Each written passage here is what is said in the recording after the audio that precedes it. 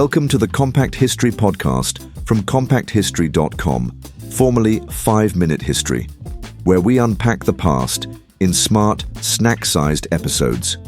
This is episode 90, The History of Museums. Museums are now an essential part of cultural and educational life around the world.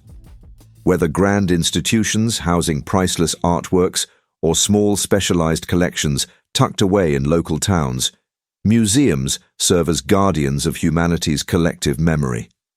But how did this idea originate? The journey from private collections of curiosities to the public cultural landmarks we know today is a fascinating one. The roots of museums can be traced back to the ancient world. One of the earliest known examples is the Museum of Alexandria in Egypt, established in the 3rd century BCE. Though not a museum in the modern sense, it functioned as a research institution linked to the famous Library of Alexandria. It housed collections of texts, artifacts, and specimens meant for scholarly study rather than public exhibition.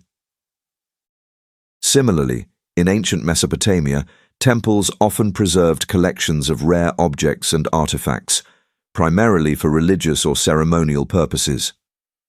These were not open to the public, but they reflected the earliest instincts to gather and preserve significant items. During the Renaissance in Europe, the concept of collecting gained momentum among wealthy individuals, particularly scholars, nobles, and merchants. These private collectors often displayed their treasures in what became known as cabinets of curiosities, or Wunderkammern. These were eclectic collections of natural specimens, art, historical relics, and oddities. These cabinets were not literal furniture pieces, but entire rooms dedicated to displaying and organizing collections. The items were often arranged without much scientific classification, mixing stuffed animals with classical statues, fossils with religious relics. These early collections were more about wonder and spectacle than scholarly study. The transformation from private collections to public museums began in earnest in the 17th and 18th centuries. As Enlightenment ideals emphasized education, science, and rationality, many European nations began to institutionalize knowledge and open it to the public. One of the first true public museums was the Ashmolean Museum in Oxford, founded in 1683. It emerged from the collection of Elias Ashmole, who donated his eclectic assortment of artifacts to the University of Oxford. The Ashmolean was groundbreaking in its dedication to both education and public accessibility. In France, the opening of the Louvre Museum in Paris on the 19th of August 1793 marked a significant turning point. Following the French Revolution, artworks formerly held by the monarchy and aristocracy were nationalized and put on display for the general public. The Louvre symbolized a new era where cultural heritage was no longer the privilege of the elite. The 19th century witnessed a dramatic expansion in the number and scope of museums. This was driven by several factors: industrialization, colonialism, nationalism, and the rise of the middle class. As European powers expanded their empires, they acquired vast numbers of artifacts from other parts of the world, many of which ended up in national museums. Institutions like the British Museum, founded in 1753 but greatly expanded in the 19th century, and the Berlin Museum became showcases of imperial wealth and global reach. Meanwhile, industrial cities built museums to reflect their civic pride and to educate their citizens. The growth of scientific inquiry also influenced museums during this period. Natural history museums, in particular, flourished. They displayed fossils, taxidermied animals, and botanical specimens, and were often affiliated with universities and research institutions. Museums became powerful tools for shaping national identity and historical narratives. Through curated exhibitions, they told stories about a nation's past, its values, and its place in the world. Monuments to national heroes, artifacts from key historical events, and artworks that embodied cultural ideals were all used to forge a shared identity. This use of museums for ideological purposes was not without controversy. The narratives they presented often excluded certain groups, marginalized indigenous voices, or glorified colonial conquests. Over time, these issues would be challenged by more inclusive approaches. In the 20th century, museums began to rethink their roles. No longer just places to display artifacts, they increasingly became spaces for dialogue, education, and engagement. Many institutions embraced new technologies and exhibit styles, moving away from static displays towards interactive and immersive experiences.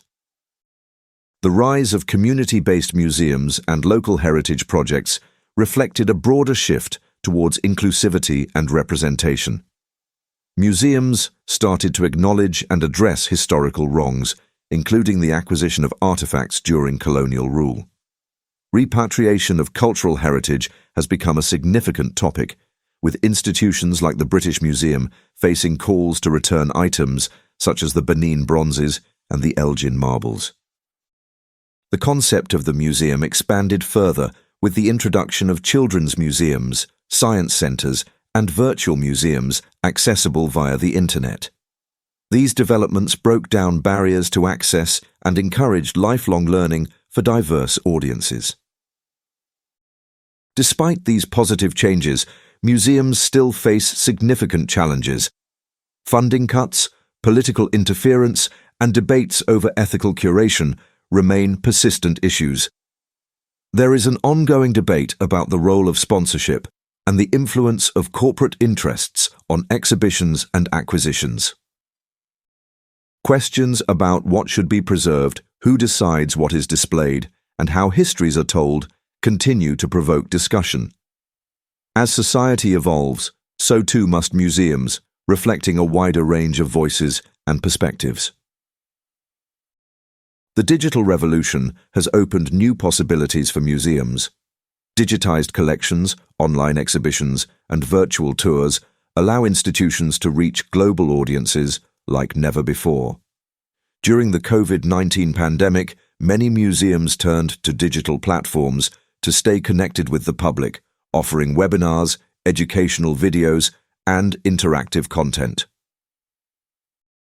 These innovations have made museums more accessible, but they have also raised questions about the value of physical spaces and the importance of in-person experiences. Many curators argue that the emotional and educational impact of seeing an object in person cannot be fully replicated online. Looking ahead, the role of the museum is likely to continue evolving. Sustainability, inclusivity, and community engagement are emerging as key priorities. Museums are being urged to become more transparent, responsive, and relevant to the societies they serve.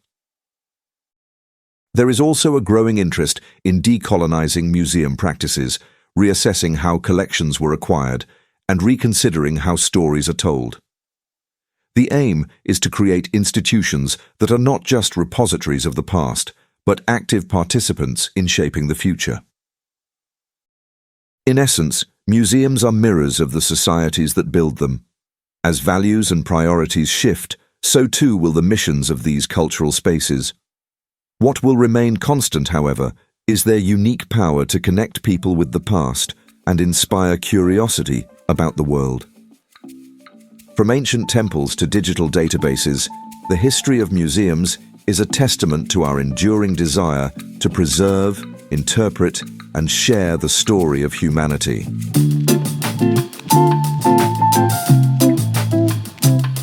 I hope you enjoyed that episode of Compact History, part of the Compact Histories network. You can find more episodes and explore our other Compact shows at compacthistories.com. If you enjoyed the episode, please like, follow, or subscribe. And if you'd like to support the show more directly, why not consider buying us a coffee at compacthistories.com/historycoffee. Thanks for listening, and I'll see you next time.